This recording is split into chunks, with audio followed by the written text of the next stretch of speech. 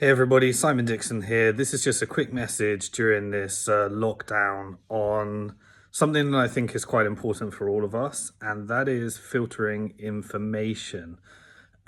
There's a big challenge that I think we all have during this lockdown, depending where you are in the world and depending, well, I tell you what, that's a bit of a bit of an overstatement, big challenge, because so many people are dealing with so many challenges right now.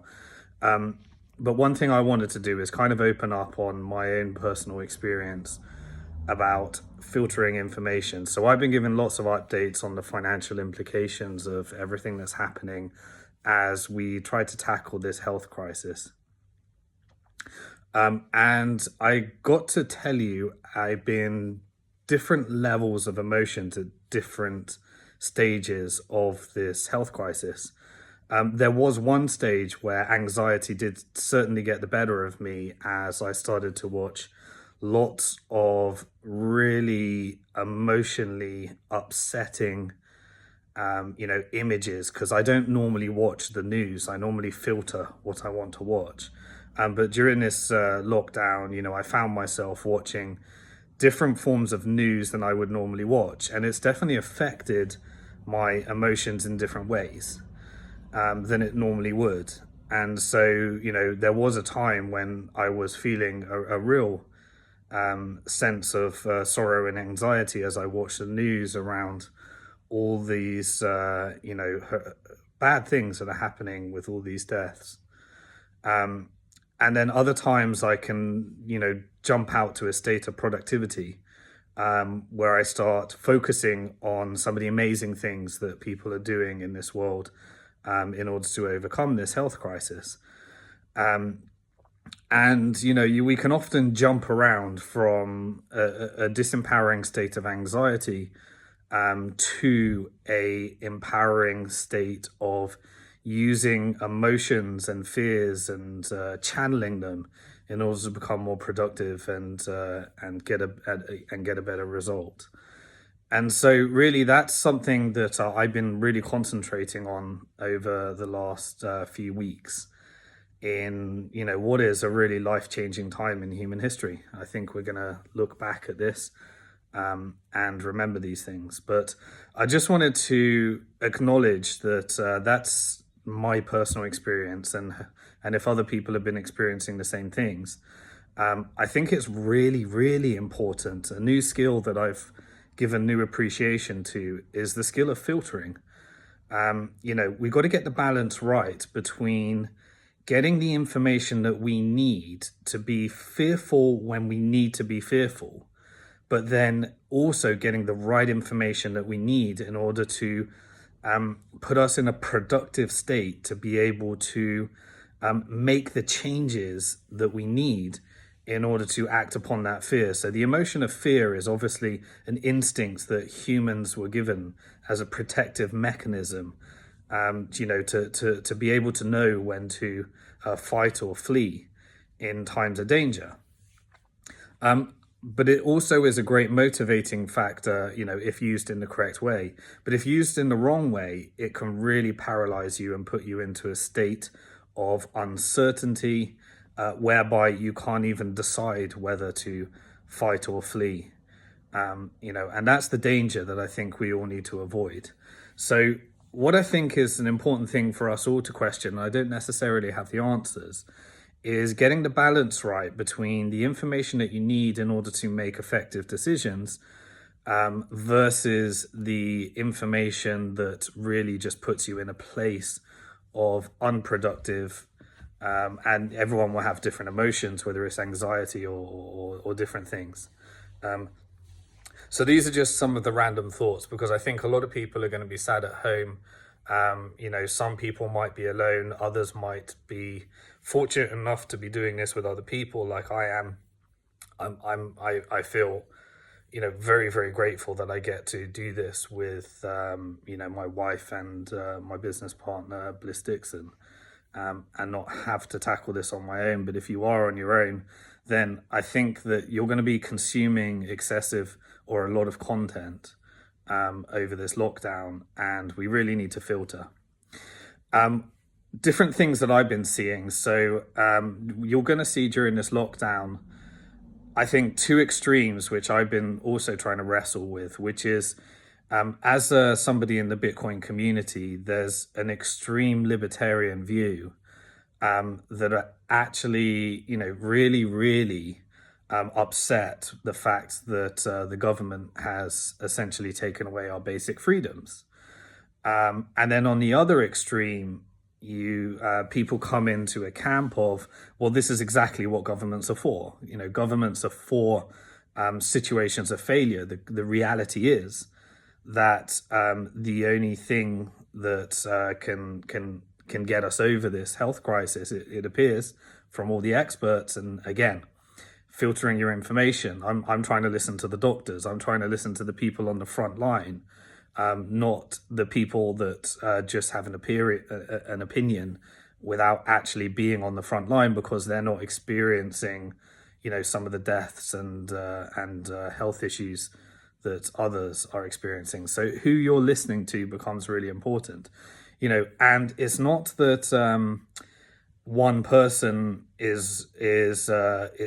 one person might be completely right to listen to on one subject. For example, I believe that people will gain value from listening to my content on the financial implications, but not necessarily listening to me for advice on what you should be doing in this health crisis in terms of preventative measures and things like that. So we have a doubly challenging thing that you have to filter the correct person for the correct information, and then discount that information if they're going kind of outside their subject of expertise. So I'm kind of doing that right now as going over I guess like some of the psychological aspects, but all I'm trying to do is share how my personal emotions have been working over this situation.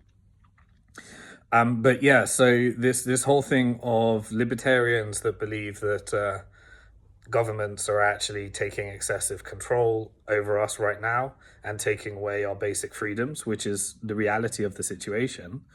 But a sense of the greater good that we need to do this for humanity is, and what comes after this is a different question to what we need to do now. These are challenging questions to answer. So, I understand the emotion of feeling like your freedoms are being taken away. And I also understand the anxiety that you might feel over what comes next, because it might be a slippery slope. But my personal perspective on this is that people are dying, and people do carry this virus. And even if you're not affected, and it treats you just like a common flu, that doesn't mean that you infecting somebody else won't mean that it's critical for that person. And so we have to have a sense of the greater good. And in situations like this, I sense that the free market and the libertarian ideals doesn't produce the best result for society right now. That doesn't mean that it won't produce the right result for society under different circumstances. But we're dealing with the situation right now. And the reality is that when governments around the world ask people to stay in and not spread the virus in order to protect the healthcare systems so that we don't end up in a state of complete overwhelm and collapse of our basic healthcare needs, human societies weren't doing what is required for the best of society. And so for me, that is what governments are for. They're not for many of the things that they have been doing over the years. Governments are definitely too large and get involved in too many areas.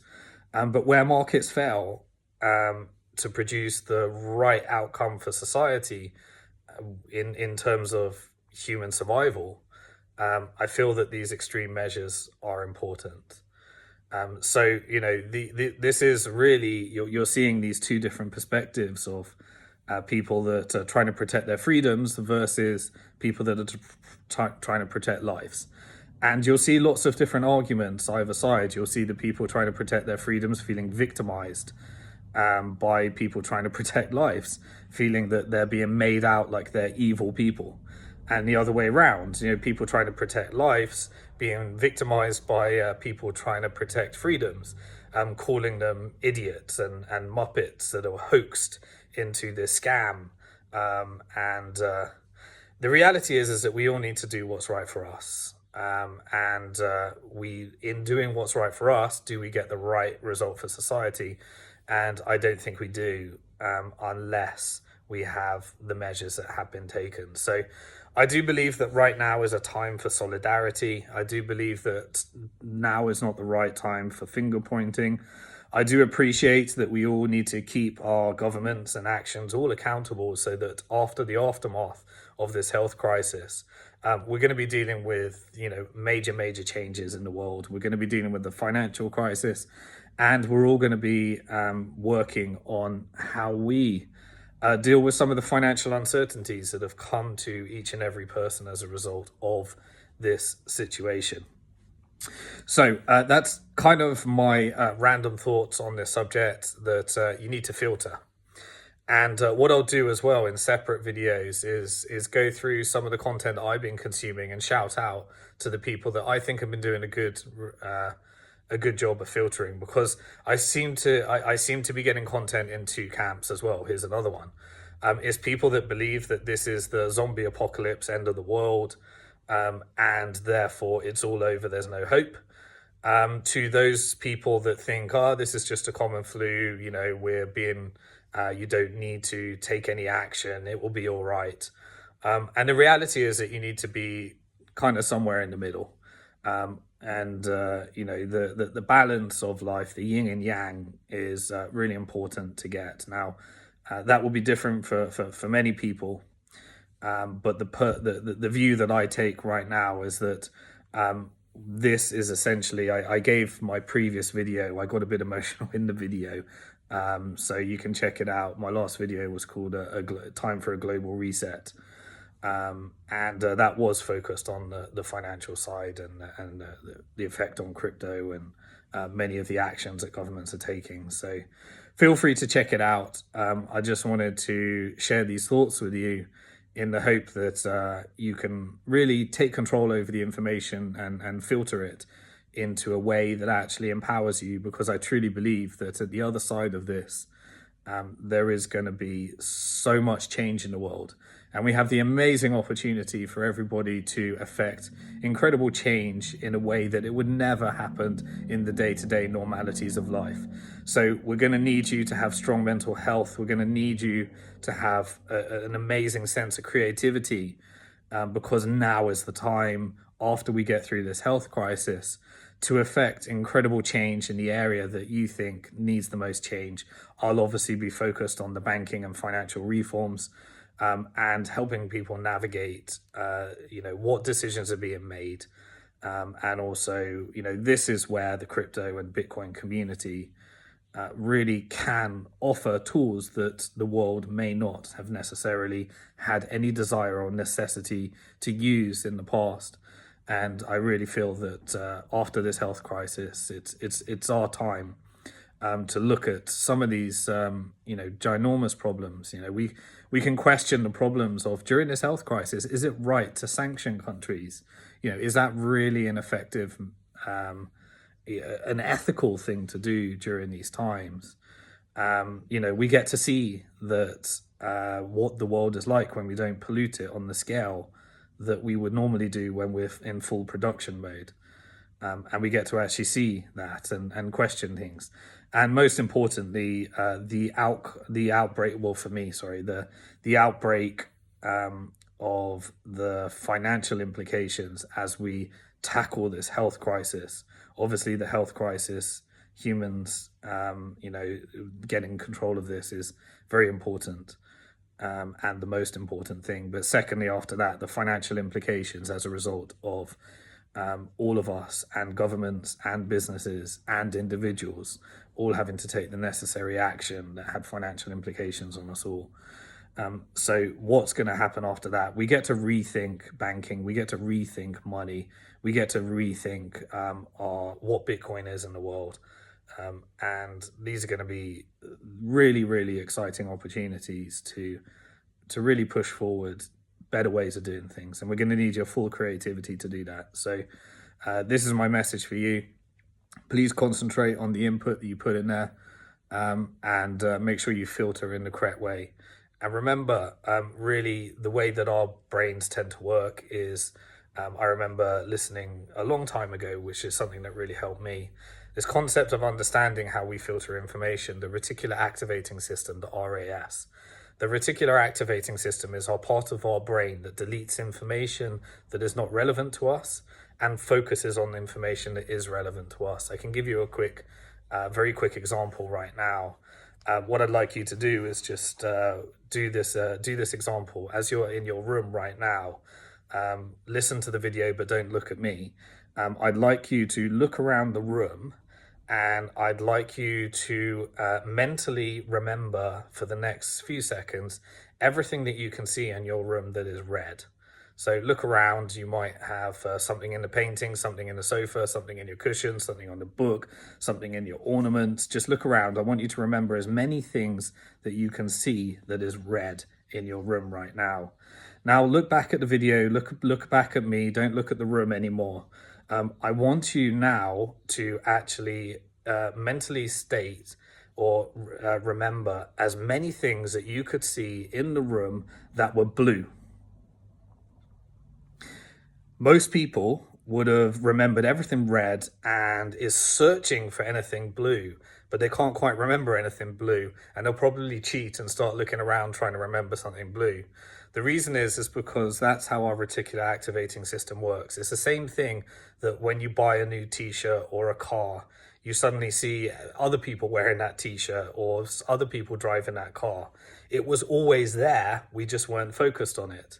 And so remember, we have the ability to actually delete information that we don't think is relevant to us and focus on information that we think is relevant to us. So understand how our brain works. You control the information flow. You need to filter that information. And remember, the meaning that we give that information is simply something that we create. So the meaning of, for example, imagine if you're in a room right now and you had you exit a room, you're in a room with a person, you had a conversation with them, and you notice that your wallet's actually missing.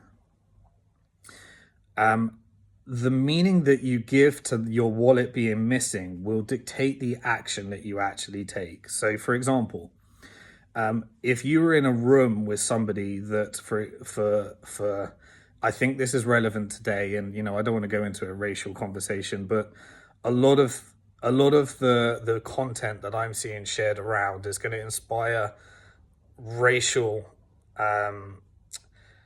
I think racial issues against people that are blaming China right now for this breakout. Look, I think that some of the content that I'm seeing is deeply disturbing in terms of the things that people are saying about 1.4 billion people in China. But if you were sat in a room with a person from China and your wallet goes missing and you can't find it, depending on your experience and your belief system, which is something that you fabricated from your past and your experience and your upbringing and your environment and everything that happened to you, if you had a belief system that you made up, by the way, because we can create our own belief systems, that Chinese people are dishonest because you've been watching, lots of content and you've been building perceptions about that, then immediately when you go back in, you'll be thinking, he stole my wallet or she stole my wallet. But if you have a belief system that, Chinese people are honest people, then the first thing you'll go back in is you'll run back in and say, have you seen my wallet? I seem to have misplaced it somewhere. Now, the action that you took of accusing somebody of stealing your wallet versus asking them, have you seen my wallet? Can you help me find it? Was simply a function of your the meaning that you gave to the action. So the meaning that you give is a function of your beliefs And those beliefs sometimes are completely made up. They're the fight and flight mechanism that you've been using based upon things that happened to you in the past. So in the past, you might have encountered a person from China that took an action that you thought was dishonest, and you carried that through for the rest of your life, and you used the reticular activating system to find all the types of actions that back up your belief that people from China may be dishonest. And so throughout your life, you used your reticular activating system to develop a belief, and you deleted all the information that was contrary to that belief. And then when new actions happen, you attach a meaning to it. And that meaning is completely fabricated by the way that you filtered your brain and your reticular activating system. So look, I'm not a psychologist, but a long time ago, I decided to really study how the brain works, so I could channel it in a way that helps me take the actions that I believe give me more empowering and better results. My personal philosophies, again, I don't normally cover these subjects, but these are truly extraordinary times. And I don't know what your belief system is, what your background is, but the thing that operates, that helps me navigate what actions one should be taking in times like this, is the concept of karma. That what you put out there comes back. If you put bad stuff out there, you get bad stuff back. If you put good stuff out there, you get good stuff back. And we all deviate from our internal sense of what's right at times, and then that internally. It's an internal feeling, it's an intention. You might do the wrong things, but did you have the right intention? And when you put out good intention, then you tend to get good things back. And so while many people might be saying things that completely offend you, if somebody's libertarian ideals offends you, if somebody's ideals about what the government needs to do and the effect that makes you feel about your sense of freedom, just try and judge people's intentions rather than the way that they're actually doing those things, because I think it's good intentions that are rewarded. And personally, my own personal belief is that karma is a good guiding force to helping you interpret those internal intentions and look at actions that are right. And right now, my internal intentions, my karmic beliefs is telling me that we do need to stay at home, and we do need to get back on track, and we do need to stop spreading this virus, because whether it's even if it's a conspiracy theory or hoax after, then let's cover that afterwards. If I've been hoaxed, actually, I would rather be completely wrong. I would rather someone say that this was nothing, because that means that less people would have died in the process.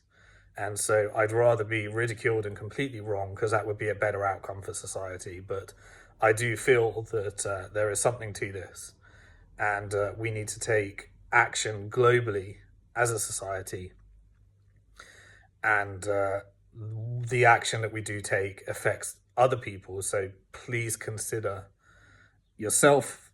Obviously, you need to stay safe, but also think about other people, in that it's not just whether you die from the virus, it's whether you contract the virus to somebody that is more likely to have more catastrophic effects.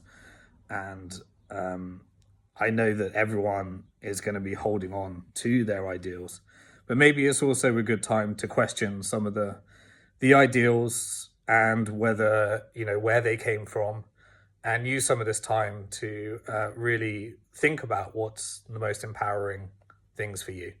And you might be completely on track, or you might find some new things. But that's the beauty of situations like this. We can come out and we can think of things differently to the way that we normally would, and hopefully that produces a net better result.